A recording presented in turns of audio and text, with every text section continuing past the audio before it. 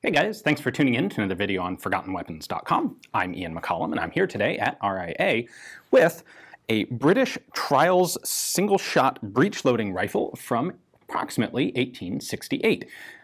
In the late 1860s, of course, the British military was looking for a new breech-loading rifle to replace their muzzleloaders. This was a common thing across the world at this time, and they put out a request for prototype rifles to test, and they got deluged by a ton of rifles. They went through an initial trial and weeded out all but 10.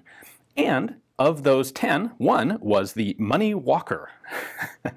So named because it was patented by two co-inventors, a Mr. M. Walker and I kid you not, Colonel G. Money, specifically a Colonel G.H. Money. And so you'll see their names engraved on top of the rifle. But they patented this system for a single shot, sort of a falling block action. They proposed it to the British military for trials in this form. It is in fact this particular rifle that was in the British trials.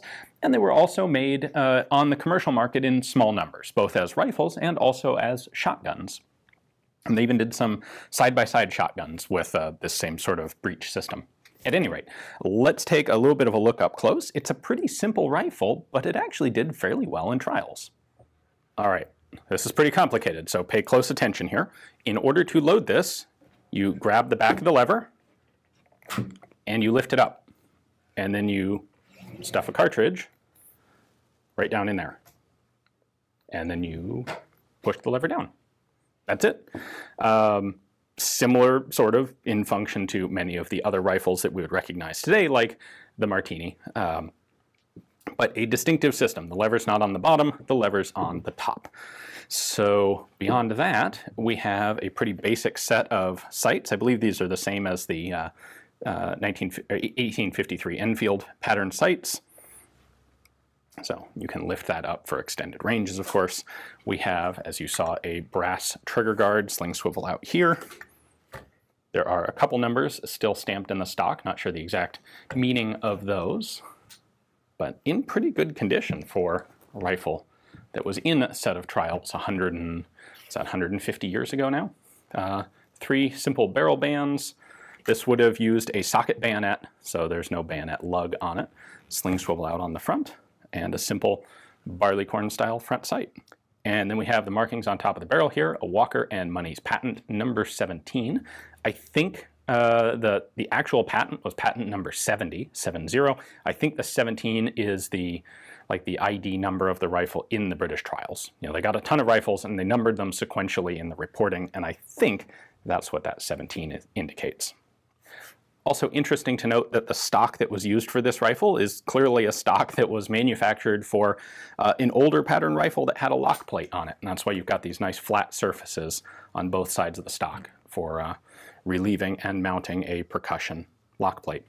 Anyway, let's go ahead and take it apart and see what the internal mechanism looks like.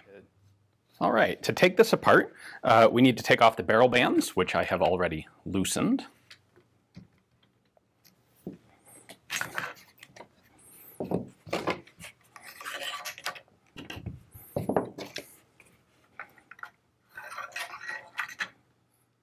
And then there are 3 screws in the trigger guard. The front and back screws just hold the trigger guard into the stock. We don't need to worry about them. We just take out this center screw, which is what locks the action onto the trigger guard and holds it into the stock. And then we can gently pull the action out of the stock. This is a really simple system, as becomes clear when you see it without the stock hiding any of the bits. We have a central pivot pin here, and a breech locking lever that simply drops down into the action to give you that space to load a new cartridge.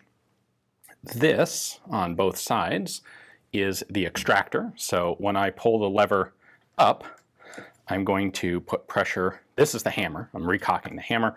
And then the block hits the bottom leg of the ejectors, which is going to push them out right there to kick the empty case out of the chamber. When the breech block is up in place, you can see that the back end of the firing pin there. Unfortunately, the tip of the firing pin on this rifle is broken off, but it's still here. It's included, it's packaged with the rifle, but it's not quite functional as is. So when you fire, the hammer simply snaps up, hits the firing pin and fires the cartridge. Recocking it, there's this trough in the bottom of the bolt that's going to push the hammer back, lock it in place. That's all there is to it. There's no particular lock holding this down, so don't bump that up before you fire. Although, if this gets bumped out of place, the firing pin is no longer lined up with the primer, and so you have an out-of-battery safety in that way. When this was actually run through its second phase of testing by the British military, they did two main things that are recorded. One is how fast can you shoot 20 rounds? It was literally mag dumping on the range for military trials. And of the 10 rifles that were tested, the Money Walker came in at number 5, taking 1 minute and 14 seconds to fire 20 rounds. The winner was, I believe, 1 minute and 7 seconds. And that was the Wesley Richards with the Martini coming in number 2.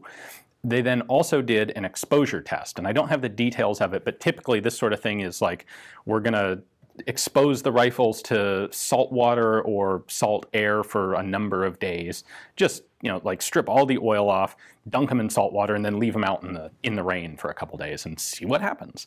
And unfortunately for Money and Walker, this rifle was rendered pretty thoroughly, or maybe not this one, but the one that went through the exposure test. Often there are multiple examples of these things submitted for a single trial. The one that went through the exposure test was rendered thoroughly unserviceable, probably because the various pivot points and everything rusted up, and there's not a lot of leverage on this compared to some of the other single-shot designs that are out there. So that was enough to effectively drop it from competition, and of course the winner of the competition was the Martini, which would go on to be adopted as the British single-shot service rifle of, well, for several decades. So very cool to get a chance to take a look at original trials rifles. Eventually, perhaps we'll be able to put together a library of videos on all of them, but one rifle at a time. Thanks for watching. I hope you enjoyed the video.